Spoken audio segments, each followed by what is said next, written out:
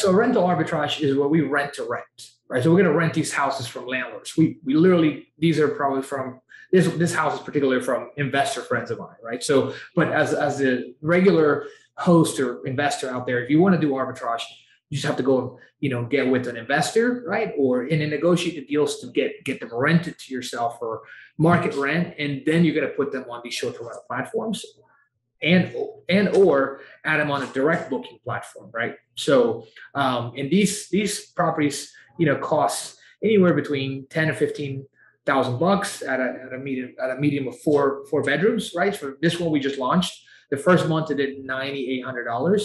Now, currently, as it is low season, it's doing about seven, right? 6 to 7,000. And if at 6 to 7, you're looking at a couple $1,000s profit, but at 9,000 in the high season, right, which is your summer, you're looking at $4,000 to $5,000 profit, right? Man. So that $1,250 or $1,250 startup cost, what does that entail?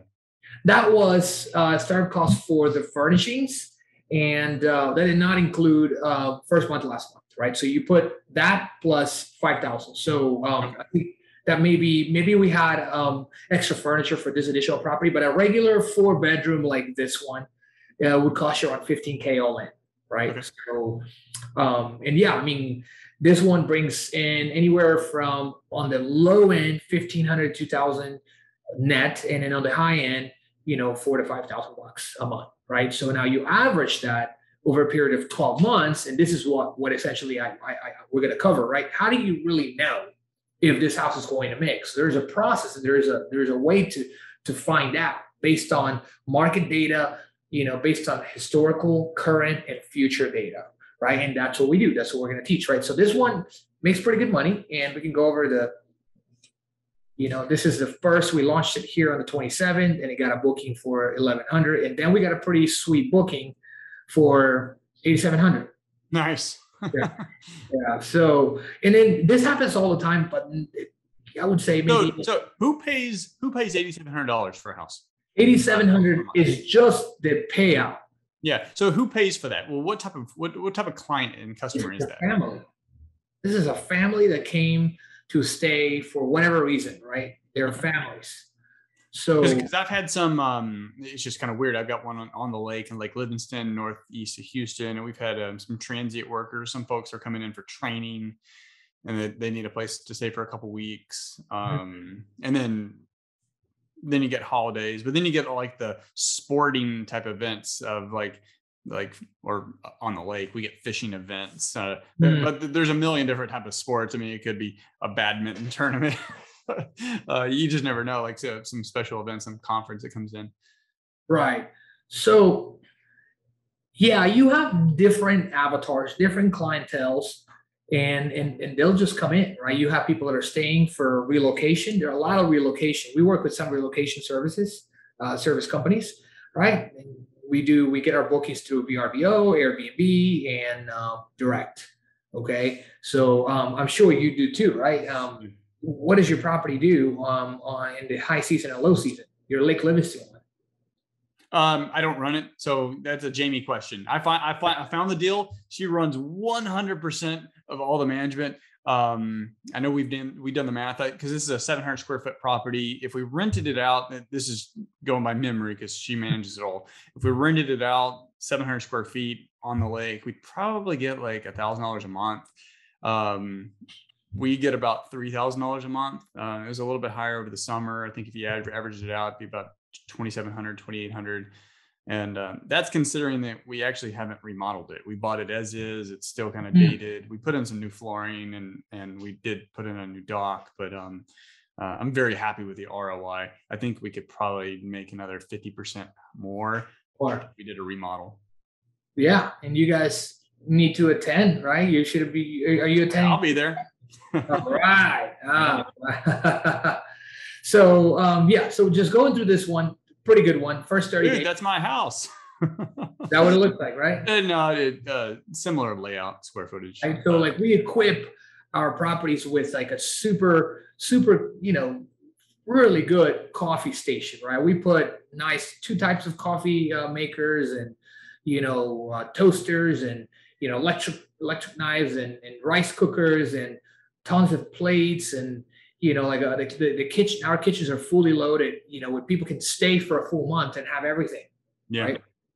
So that's one of the ways that we create that irresistible offer for our client. We just provide everything they need, and it's there, right? And then we create the uniqueness, by going out there in the backyard, or something has to be beautiful, right? Love it. So this one is another rental arbitrage, okay? And let me see if we have. Okay. So this one, we spent about 26. We've already put another 7,000 down. We got cabanas, we got day beds, right? And I'll show you where. I don't think I have a backyard, but this was in Westbury, and this could happen anywhere in Houston. It's not. Is that the one y'all just posted? No, this is the one we got in April, right? Okay. Because you just posted one where you had the day beds in the back. I'm like, yeah, that's it. I want to stay there. That's it. So those day beds were not there. We built them all, right? And I had a carpenter go out there, and dude, they look sweet. And that's it. It is about creating a USP, unique selling proposition. How do I attract the client that's going to pay me $1,000 a night, $800 a night? Yeah, what do I need to put in? That alone makes a statement. I haven't seen the rest of the house, but that alone makes a statement.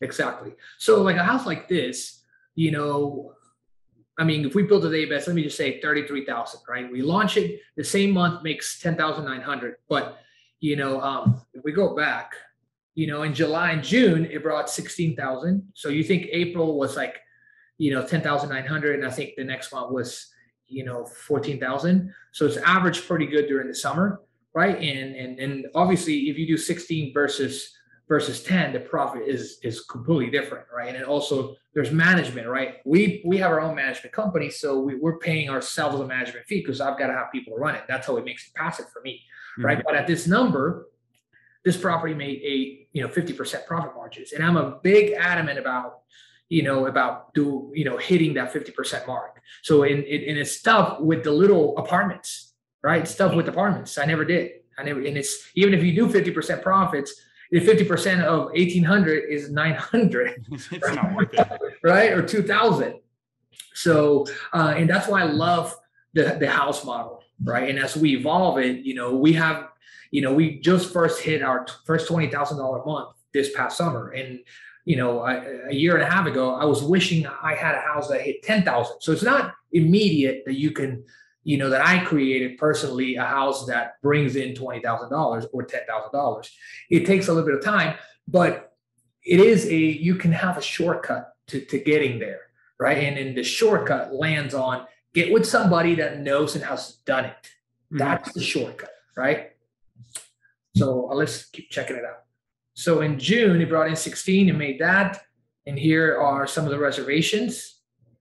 Okay, so 3,400, 2,000 during the week, 37, 34.